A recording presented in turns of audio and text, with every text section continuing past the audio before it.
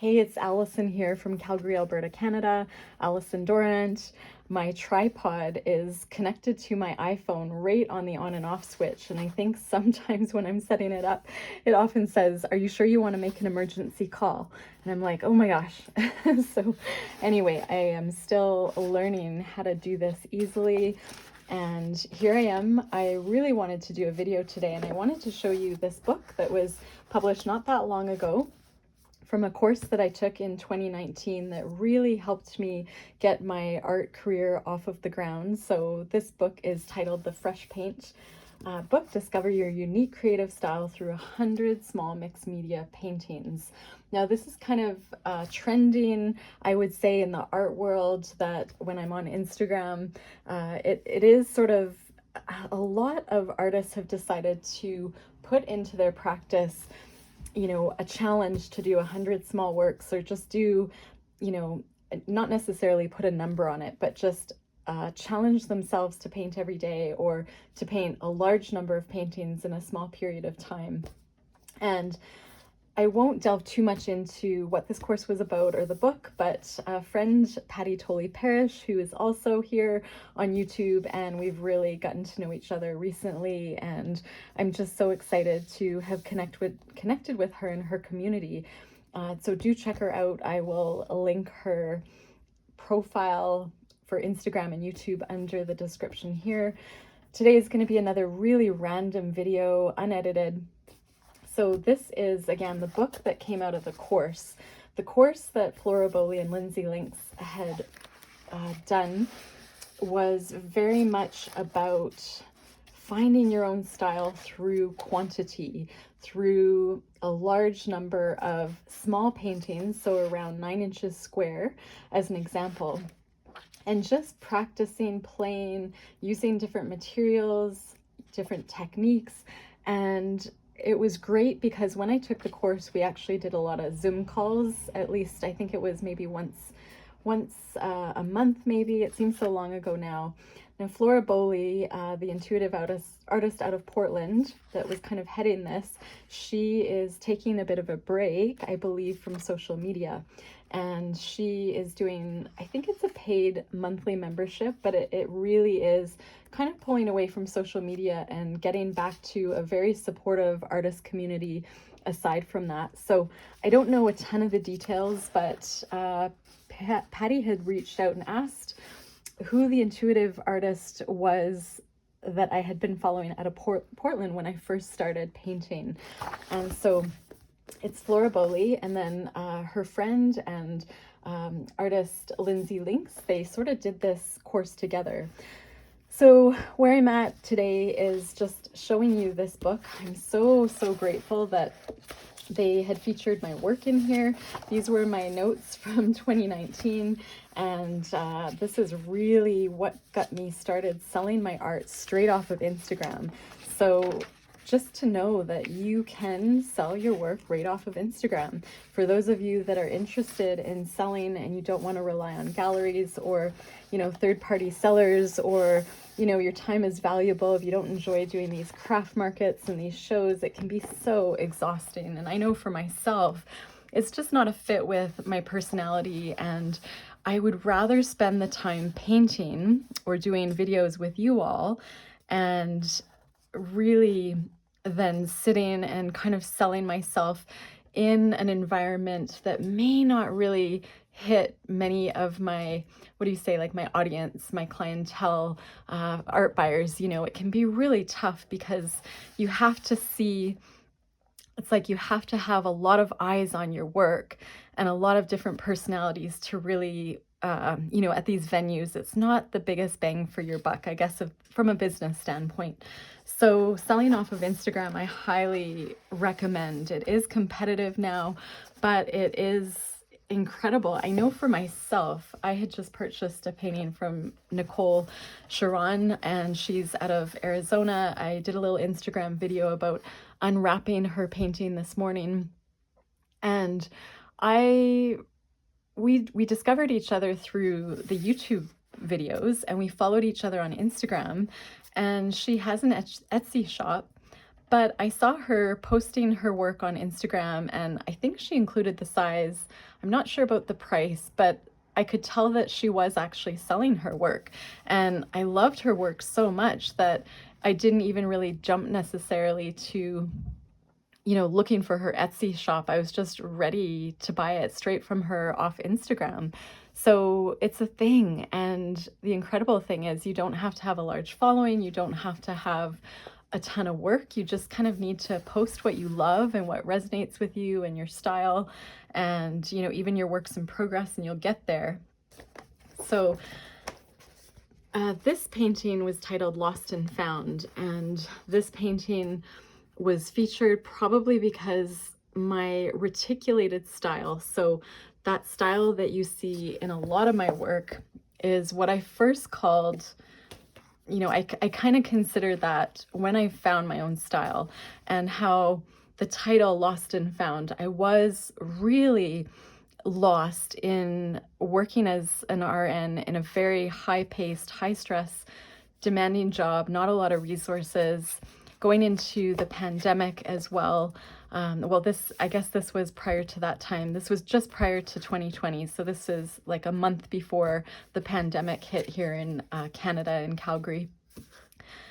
But Lost and Found was almost my way of titling how I was lost prior to finding creativity, my style, my the Japanese term, I think it's called ikigai, or I can spell it, I can see that word, and it's all about finding your passion. Like, why do you love getting up in the morning? What do you do? So this Lost and Found, it's about how I found my own style, and I found myself through art.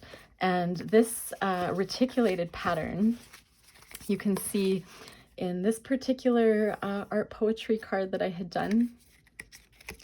And it's pretty tricky to see in here the background of this girl. I did a bunch of prints of this girl for the Ukraine Relief Fund with everything that's going on in Ukraine.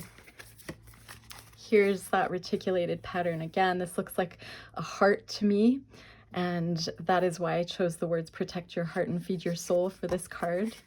These girls that I had done, they all have that reticulated background in there.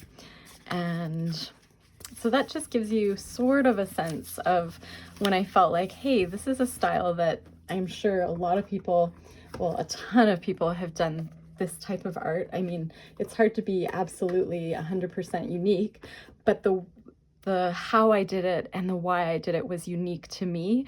And I still don't teach this style because I just hold it close to my heart, close to my art.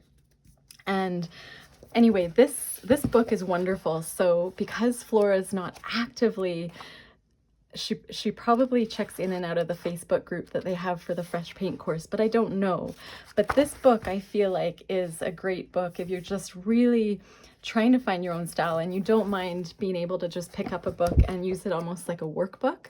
And the summary of this book is all about, letting go, playing, experimenting, really figuring out who you are, what are your values, what are your truths, doing different types of drawing, blind contour drawing improvisation, using different shades of paper.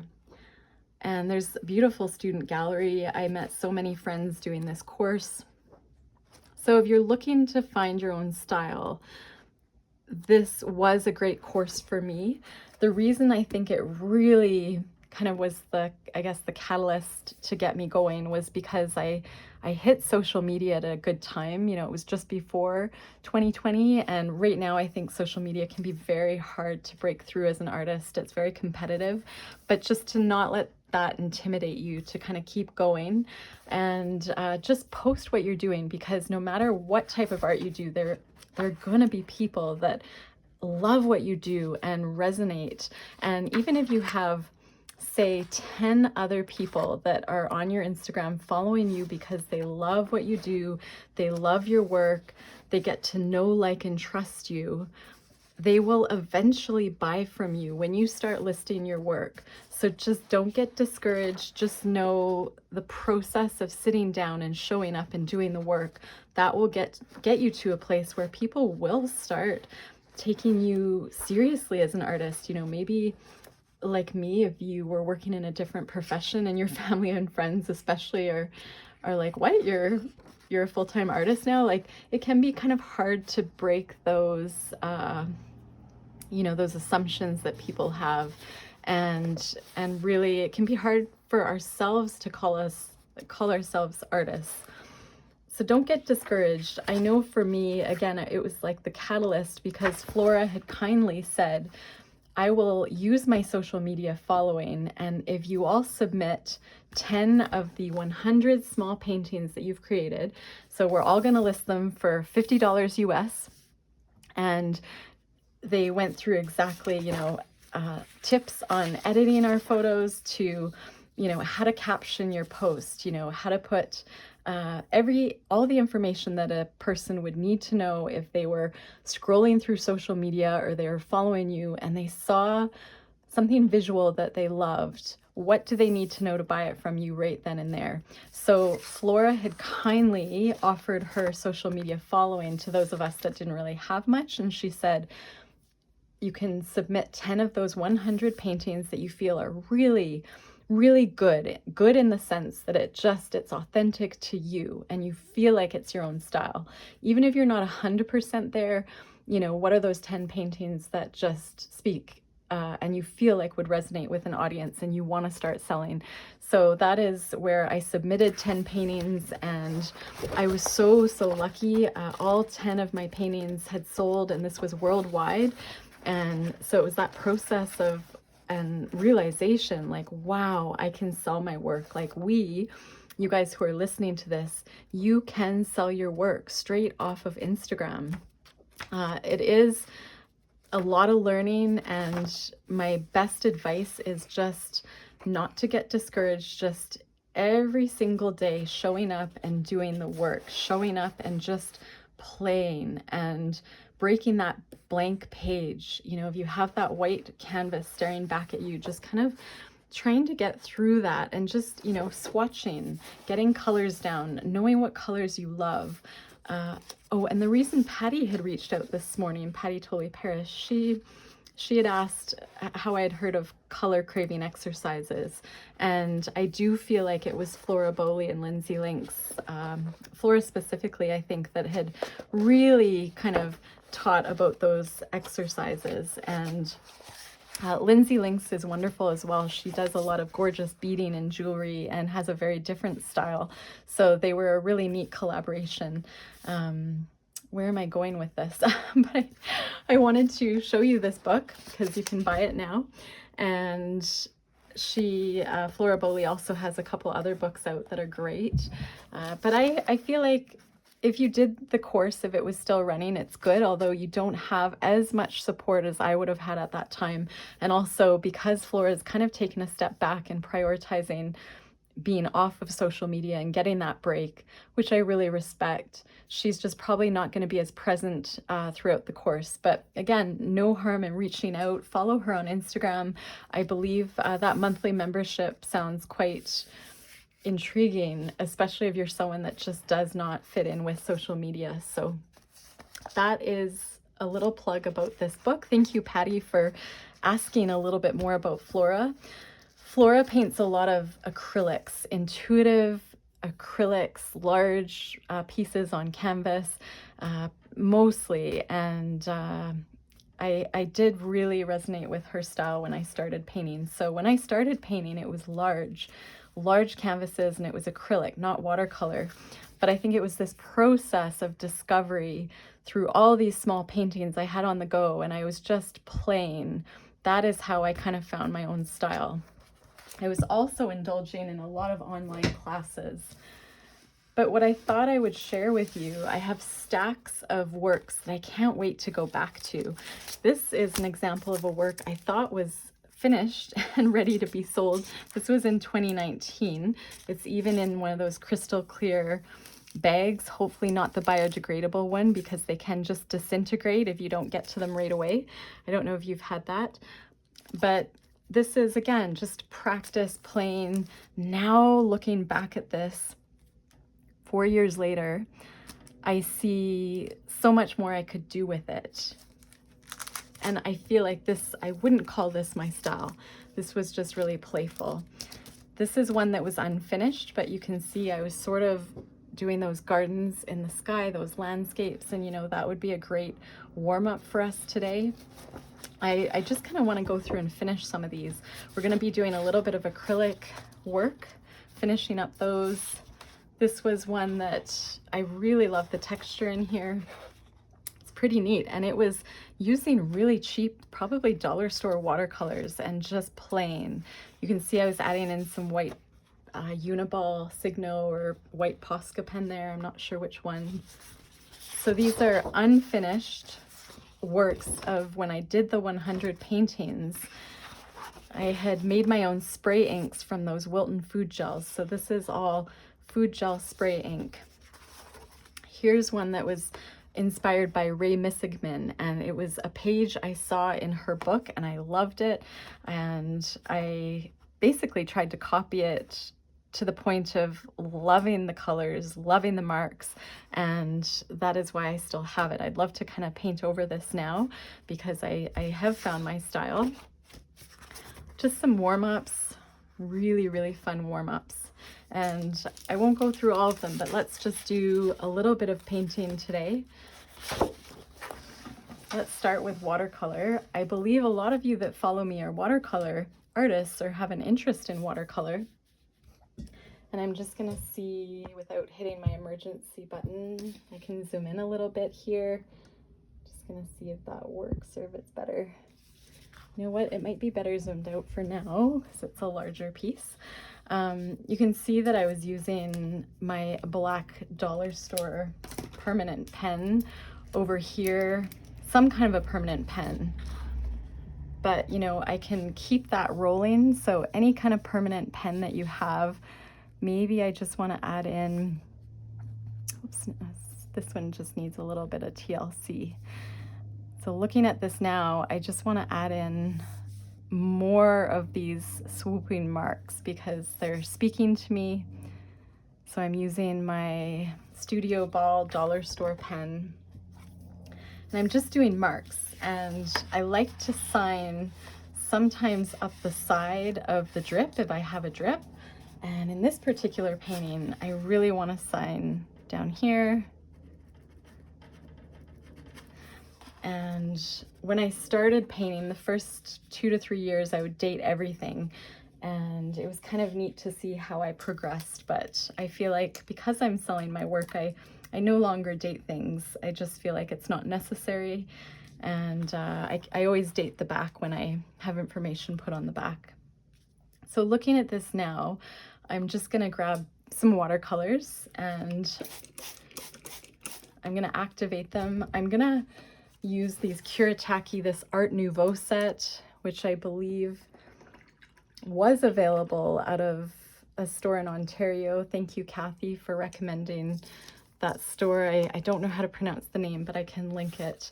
And I just feel like adding a bit of opacity because this I know was Artist Loft 140 pound paper, a little bit, I wouldn't say cheap paper, but not quite the quality I would use now in my work. And just deciding what colors do I want to maybe highlight, emphasize, add in. I am really loving pinks right now. I was out for a walk this morning and there's so many gorgeous pink flowers, and it's just starting to get cold here. But this light pink here, it's like a gouache. You know, the Kuretake sets are just really neat paints. And I'm just going to kind of mix things up and just add it in here. Now the beauty of watercolor is you can layer it. Just going to soften up some of these lines up here. So if you're following along with me, it's a little hard, right? Because this painting was you know, it's not like you can follow along with my videos in the sense of kind of painting with me, with what I'm painting, but you can grab a piece of paper and just try and break that blank page, put down some colors you love, and don't overthink it. And if it's frustrating you, you can set it aside and come back to it at a later time. I'm just trying to decide if I want this green. It's definitely not a palette I use very often. Just gonna add a little bit of that color, and I almost want to make it a bit more of a army green. So I'm gonna see if I can add in. This is my Ocean Paper palette. I don't know if I updated you all, but I did speak with one of the owners of the Ocean Paper in Kauai, these bamboo watercolor sets. That's where I got those. And they are in the process of moving their business to a different island off of Kauai. And that didn't really do as much. So I'm going to go back to my other set here. Oh, but yeah, just to let you know, they are still in business, because I looked at Google and it said their warehouse was permanently closed, and it took quite a while to get a hold of them, but they have quite a bit going on there right now. So just to be patient if you've ordered from them and you haven't heard back. You can see I'm actually I wasn't enjoying that mustardy color that I had put in there. So I have gone back in with this green, and I'm just gonna add a little bit over here. I can even dab with paper towel if I feel like I want a bit of texture, or maybe I added too much. I know that when I first was working on this, I used these little pink dots. Those were acrylic paint. And I know that because when the watercolor goes over, it resists the watercolor, because those acrylic paints are plastic.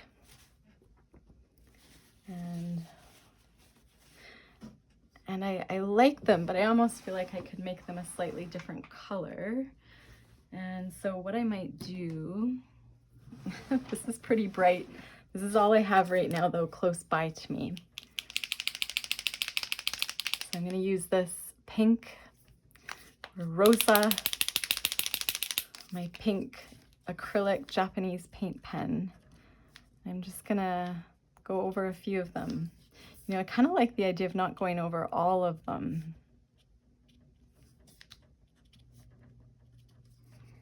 And so I'm liking this painting more already. And I might add just a few more little pink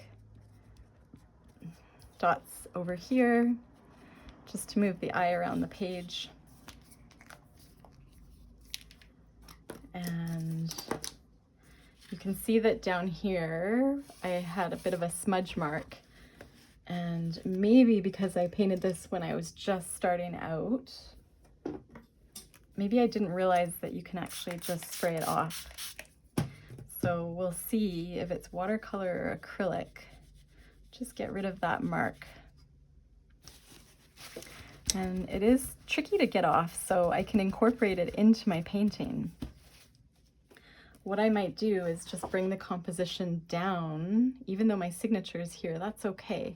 I can just play around with that. First, just trying to decide what I want to do. I am going to add some white dots in here, my polka dots, with my Posca pen, and decide where do I want to put them. I want to do some really fine dots, because those pink dots that I just did are a little bit bigger, and I want to have contrast in mark making. So I want repeating design elements, because that's a principle of art, and I want to kind of vary the size. And I'm going to do it also, even though that green is still wet. I don't care. My hand's getting a little damp, but this is embracing imperfection, right? You can see actually these dots are not perfect, so I'll just make a few over here and kind of embrace that. And I love roses with water-soluble pencil crayon, so I'm gonna pick some colors. One of my favorite colors. I have them all in this cashew container. I love these containers. So this is one of my favorite colors. So it's the Supracolour II Soft 2 by Caran D'ache, the same company that makes the Neocolor crayons. And I don't know if they sell these on their website anymore. They're a really great product for the way I use them, so I'm hoping so. But I'm just gonna do a really loose kind of rose mark. And I chose green. And what I'm gonna do is actually use more of a bronze green, kind of a darker one. Just kind of go over top and bring that out a little bit more.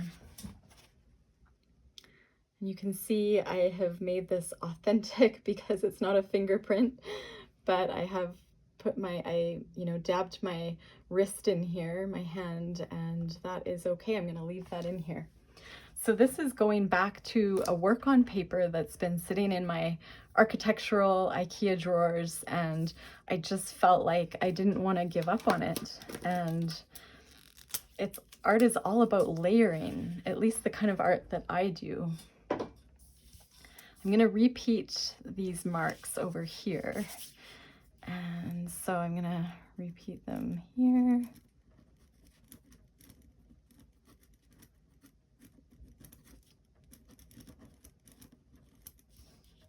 And of course they look a little bit different because I'm doing them on a totally different day, a different year.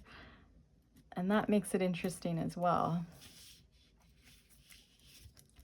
And I'm going to fill one of them in with white because I see a mark there. And I don't mind it, but I just kind of feel like filling it in with white. Maybe I'll do that with this one here. Just for interest. I can go over top of that one again with my black pen. And ideally I'd be using a thicker paint pen instead of this really fine white one. That's okay.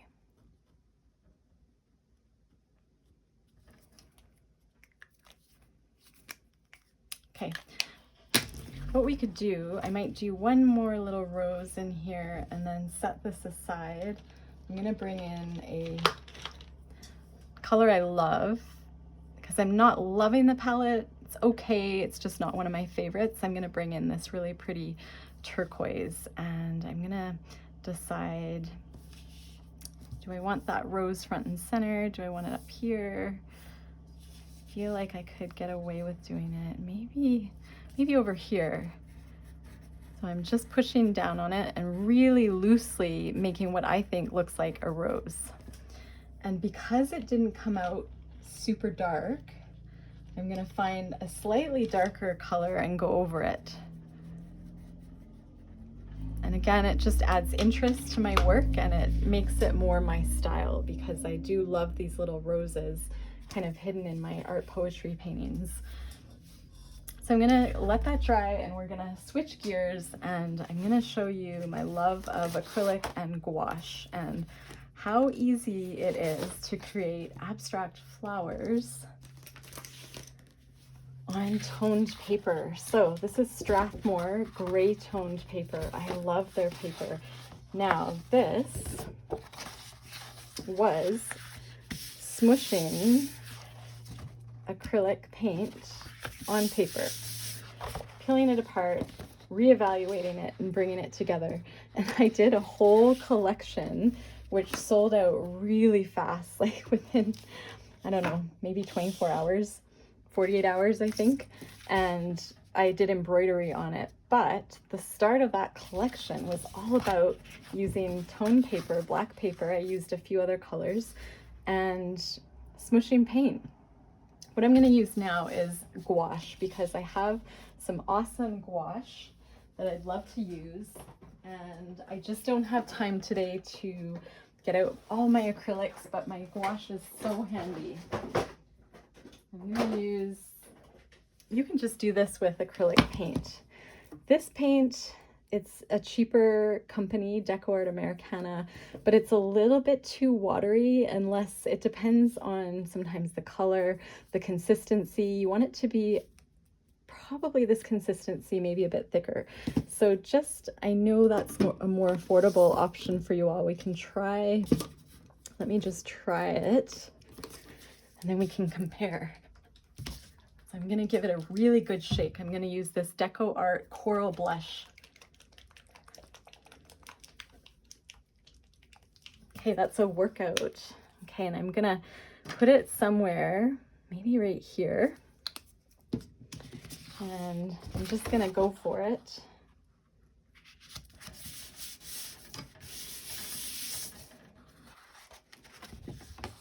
Beautiful. Okay, so that consistency, and you're getting that almost venulated, reticulated pattern that I love in my fluid art work, which is really cool. And that one worked really well with this cheap paint. So awesome. We can also do, maybe, I'm just craving a little bit of this green. So you can kind of, I mean, you can do this with kids. This is a really fun activity with kids, as long as they have some control and don't go overboard. Well, I guess with adult, I mean, that's what leads to amazing things, right? I'm gonna do a little bit of a line with this Citron Green. This was $2.75 Canadian, which is pretty awesome.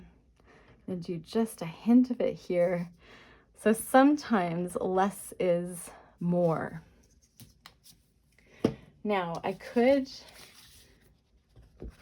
be brave and go back this way, which I think I'm gonna do, or I could get like, so I bought some, I don't know what they were, mittens or something, and this card is so heavy. It's like a, what do you call it, like a catalyst tool.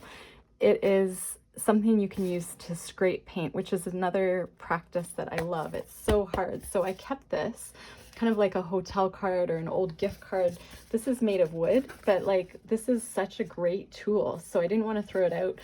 I could just take this and go over top and then transfer the paint almost like a jelly plate to another piece of paper. But because I'm just going to be brave with you all, I'm going to go back and kind of line up my paper and not care where that green ends up, because these are almost mirrored images of each other. Look, isn't that beautiful? Those look like pears. Okay, I really want to turn that into a pear. I have no idea if this will, oh my gosh. Okay, so look at that. We have made pears. I'm gonna do, and you can sell these as mirrored images, or you could totally take one in a different direction. And that is an incredible challenge for your brain, to be working on one piece and then doing something totally different, yet with a mirrored image on the other. So again, this was Strathmore toned paper. I was really just playing around, experimenting with trying to find a style, and look at what we have come up with, which is so cool. And I'm just going with colors that I love. I'm gonna make a little pair down there. I'm gonna do one down here. And I know some of you have told me that you're quilters or you love sewing, you're textile artists, and how amazing that we can incorporate embroidery floss into our work. So again, the collection I had done was called Finding Frida One Stitch at a Time. And I used this kind of style, smooshing paint, and using a whole bunch of supplies to kind of accentuate it and make it my own. I would love to find flowers and that kind of thing, and then do the embroidery, and it's just so much fun. So I love as well that even though this is toned paper, it has blank space. It has that resting space that I crave in my art. what I can do is just show you some sort of different techniques. You know, we could keep smooshing paint around. What I'll do is maybe we can do one more on another page, just because I know you all probably don't have this tone paper handy. Some of you might, but if you have, you know, a blank page in front of you. So let's just go to my little Canson mixed media journal. This is 98 pounds, so it's not the greatest quality, but it's good quality if you're just practicing. So what you could do is just grab your journal, and then again, if you want leaves, you kind of want to, I'm going right from, whoop, that's quite a bit. If you want leaves, you kind of want to do elongated drips. I love turquoise. So again, I am picking colors that I love. This is called bluegrass green. And I'm gonna actually go beside this so they smush together. Woo! And that was a happy accident. So that might come out as a flower, and that's okay. Okay. You can always help it along with a paintbrush too, but I'm just gonna leave it as is. Another color that I like, royal fuchsia.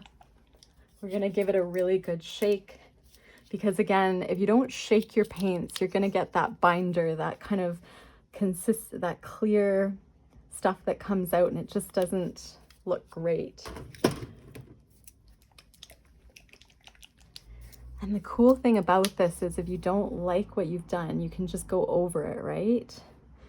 And what I'm gonna show you now, right now, I'm kind of putting things wherever, but because I have painted daily and taken a ton of courses, I do know enough about what compositions I like to kind of help you with what you're doing. So you want to have blobs that are slightly larger and blobs or paint that's slightly smaller. And that way you get variety in your work. So I'm just really feeling this orange. I'm just going to put on a whole lot of orange over here, and maybe just some tiny little bits, like tiny drops here. So a little goes a long way. Whoops. Okay. So all I'm doing is just putting paint on top of this 98 pound paper. This is cool because it has a perforated edge, this book. You can get this just at Michael's or your local craft store. And you can basically, you don't have to line it up because you can just fold the page over. And it feels really, really thick because of the 98 pounds. The lightweight paper is thin enough that I can really feel the paint. And what I want to do is warm the paint a little bit and use my fist. You don't want to go too close to the edge unless you're prepared with a paper towel. Okay, and let's see what we got. Whoa, this is really interesting. Oh my gosh, that is so cool. So we've broken the blank page. To be honest, this came out nothing like I was expecting. Not at all. And that's what is amazing about this. Like, this would be a really cool artist trading card or a painting. Like, isn't this amazing? And I like the idea of, okay, so we're at this place. We could say, change it up a little bit. What I want to do is I'm going to take this Bahama blue. So this is just a lighter turquoise color. I see the package is still sealed here.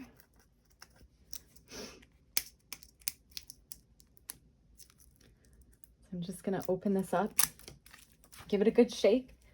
And on this side, we're going to make these two different paintings. On this side, I'm going to add in some blue right here. Watch, it comes out on me like, I don't know why it seems to be, Calgary's so dry. So I'm going to use my skewer, which the skewer, by the way, is really handy for etching. So I'm just going to...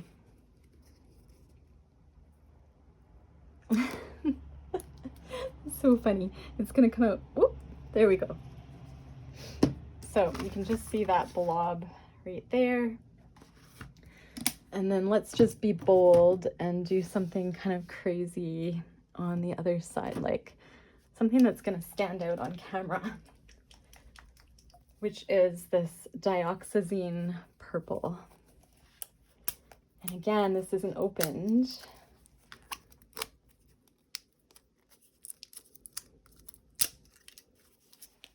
Okay, so we'll do purple. Maybe, I don't know, maybe here. I'm probably overthinking it, right? But okay, and it turns out less is more. So instead of folding the pages together, we are going to use, okay, I just bought some orange shirts to support Orange Shirt Day, which is coming up on September 30th. And I kept these cards that came with those shirts, and I'm going to start with the purple. I'm just going to go down over top. Check that out. That is, I think, called a monoprint. So I can take this and I can grab, she's just dying to have a monoprint on her head. So this, obviously, I was just playing around, and let's just put this on her head. Awesome. And you can see there's not much paint wasted there. It's pretty much come off, which is great. And I'm going to go back and I'm going to use this again. Let's just see here. I'm so excited. I'm standing up, you all. Let's put this, I'm going to do this right. I don't want to get the purple in here, so I'm going to go. It's okay if I touch the rest of the texture because it will still be textured, just different. Okay, so we've added that blue there. Oops, I'm going to add some more blue there, and it's smudged, and that's okay. I'm going to add some more there. And I'm going to set that aside. We're going to add some blue up there, and then maybe we'll go back in and add more purple. So we're working on multiple paintings at a time, really. So here, I'm going to just go back to my purple side, and there we go. And then I can maybe add one more up here. And then this will dry and you can just put it in the garbage, or you can use it again because this is really hard cardboard. So I do love the idea of reusing, probably too much. I like to keep a lot of things that I'm sure my husband is like, really, why are we keeping this? And I'm just gonna find a place to put it. Just because, okay, my hands are pretty messed up with paint. So I'm just gonna quickly dip them in my watercolor water. Okay, just so I'm not wearing my artist overalls today. I'm wearing a nice sweater and jeans, and these are my good jeans. I just can't get paint on these ones. Okay, so how amazing is this? And all this was discovery of, again, it's something I know has been taught many times before, probably in elementary school, but like you can just take this and run with it. You can, you know, use this as a background for something. I am really liking how these tiny, tiny yellow, kind of lime green, you know, I'd love to turn those into leaves. So this is pretty wet. At this point, you could use some kind of water-soluble material. You could use your pencil crayons, and, you know, let's just see, we could do, because there's so much bright color in here, I kind of like the idea of using, I'm looking for really sort of a dark green, like an army green color. This is a water-soluble pencil crayon, so anything water-soluble. I'm gonna dip it in my water, and I'm just gonna add maybe some leaf work in here, some leaf shapes. And I'm really, really liking that. So again, I'm dipping the end in water, and that's cool because I'm going over wet paint, right? You can go right through here with your water soluble material. And so if you're staring at a blank canvas, this process is really cool on canvas as well. Just think of all the variety you can get in your work, you know, because this essentially is like that style of what I've been teaching in my other videos, which is getting that watercolor background down on paper and then going over top once it's dry and finding things that resonate with you and your style in the painting, in that background. So we're breaking the blank page, and we're doing that here as well. This is just opaque acrylic paint. It's not transparent watercolor. You know, if you have, say, like a pencil crayon that kind of, you know, I feel like I'm going to dip that in water and I'm going to extend this line down. And then, you know, to people that might not know how you did this, they'd think, wow, that's really cool. Like, how did you get those little yellow lines like that? But really, we're just using those as a jumping off point of, you know, inspiring us to do something else. And this is something that's so much fun. You know, you can go back to at a later date. This paint is so wet, you could actually take another piece of paper and start a new painting that way. Hi, Oakley. I like the idea of adding, again, more neutrals in here. And, you know, maybe making, I'm just trying to decide how I want to do this. I'm going to actually go back to the other painting that we'd started. Like the pears. I'm so excited. I just want to start doing embroidery on here. And what I would do next, looking at this, I just want to show you. I have this beautiful gouache, this acrylic gouache, and you could, you know, just add a tiny bit in here. I'm just going to see if I have another. This card's a little bit too thick for what I want to show you. I want a really, let me just see if I have more.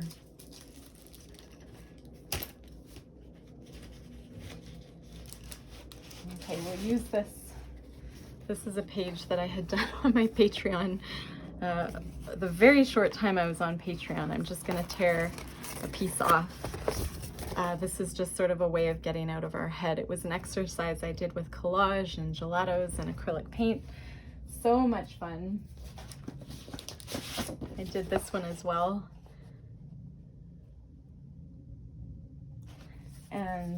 But anyway, what I'm here to show you is I'm going to use just a little bit. So think of this as yellow acrylic paint. Really, this is gouache, acrylic gouache, which means it acts like acrylic paint, but it stays wet a bit longer. It's expensive though, so I don't recommend it unless you're like really keen on the properties. So if you go to the website, you can feel like if it's for you or not. But I'm just gonna add down there. There's quite a bit of paint I added. I got a little bit on the side there, and that's okay, like right here. And that was just my way of kind of adding in a little yellow inner part of the flower. I don't think I'll repeat it here. I might repeat it here. And just, I like that it's a bit smaller there, off center. And I'm just gonna dab over this one again, just because it's got a lot of paint. And then I like that, but I don't love it enough to take this other sister painting and do it in here. I will, however, move that one out of the way, and I will add this color in to brighten up this area over here. So adding in that little bit of yellow, I might add in a little bit up here and a little bit up there, just to move the eye around. And I can always turn those into flowers if I want. And maybe I'll do just a little bit more down there. And I mean, really, look at, this is not painting in the sense of a paintbrush. This is smooshing paint, not wasting paint. And it's creating something new out of your imagination. I'm really loving that pair. Okay, so then you can kind of see, okay, I really liked how the composition on this side, maybe I want to add some different colors over here to that painting. And that is the beauty of working on two paintings at the same time. And I'm just gonna, you can see I painted on both sides when I was practicing and playing around. And these will become paintings of their own someday. But I used the leftover yellow gouache to put on another painting. So I hope whatever you're doing right now, you're not still staring at a blank page. I hope that you've just, you know, decided to break that blank page and be brave and just, you know, put something down. So that was super fun. If I wasn't doing a YouTube video today, I would not have discovered that and how much I love smooshing paint. And let's just go back and look at another work. This is interesting because I was using toned paper and obviously I got distracted and didn't finish it. And this was where I was trying to do the watercolor art poetry style on toned paper. What I'm going to do now is use my Crayola watercolor brush because I don't want to damage my brushes with acrylic paint. This is acrylic gouache. And let's just go in and make this painting so we love it.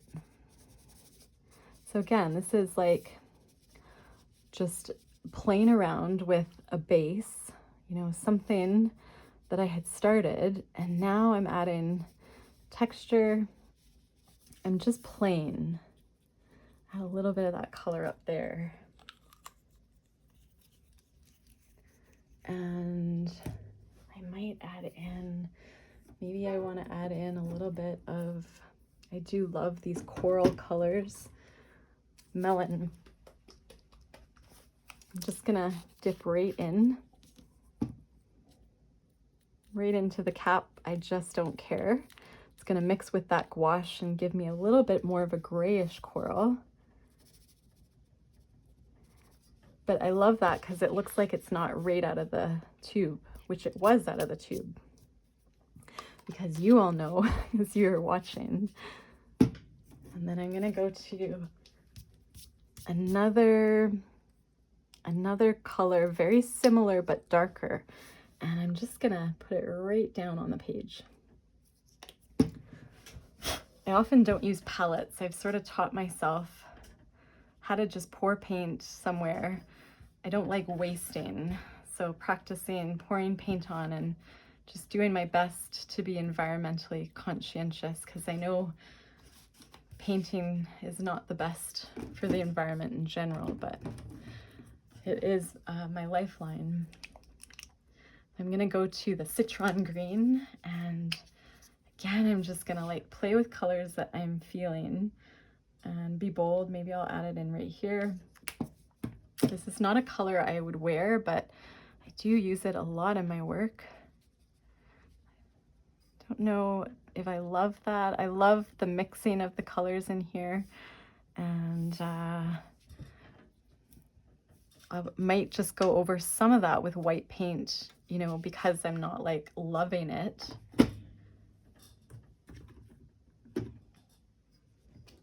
What I could do is add a little bit of my white paint right now, and I'm gonna set this brush aside and use another Crayola watercolor brush. And maybe get some of that white, watered down white paint. And just lighten that up. So this is becoming more of like an acrylic art poetry style painting. It's very interesting, actually.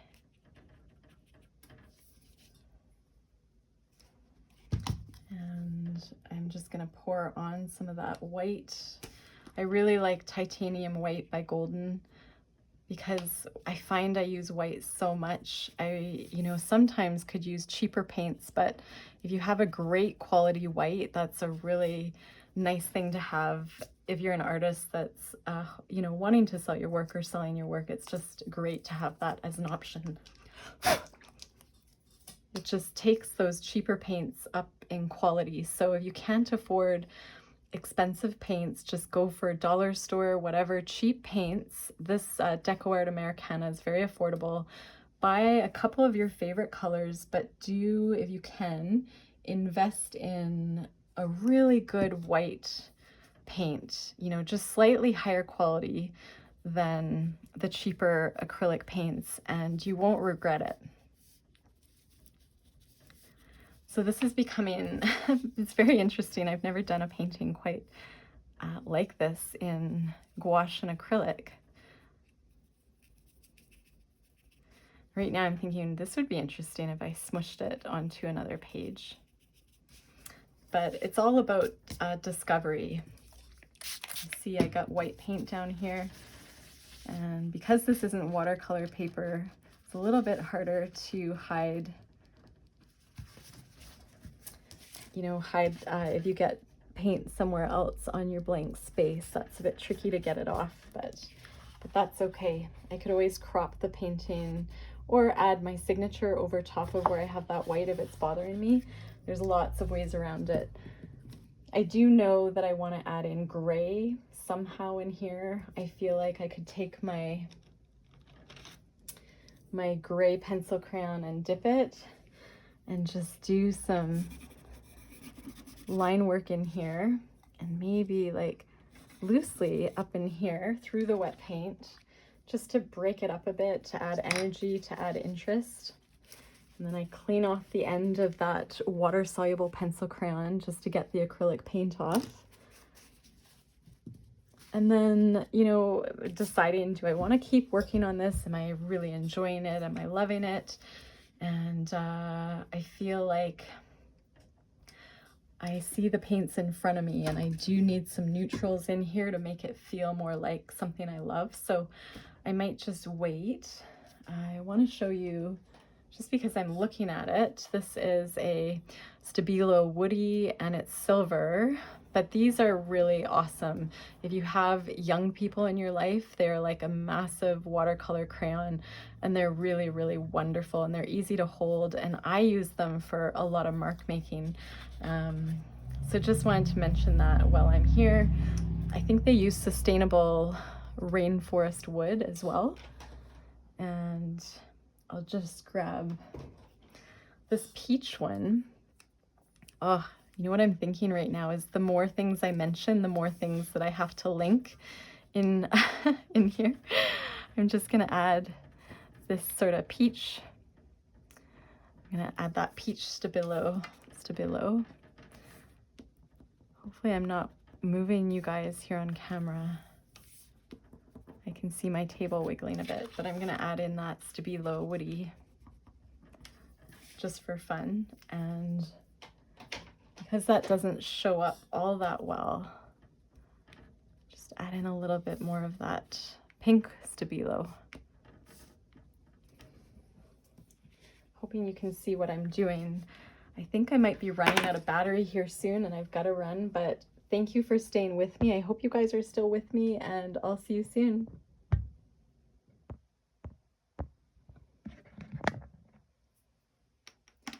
Don't know why my phone can't turn off. That's weird. Oh, low battery. Okay, pardon me. I'm not going to edit this. I am just going to sign off for now. I'll take you out of my tripod. Cover your ears. There we go.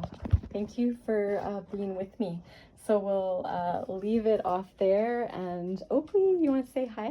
Hi. Thanks for saying hi. Thank you for joining us today.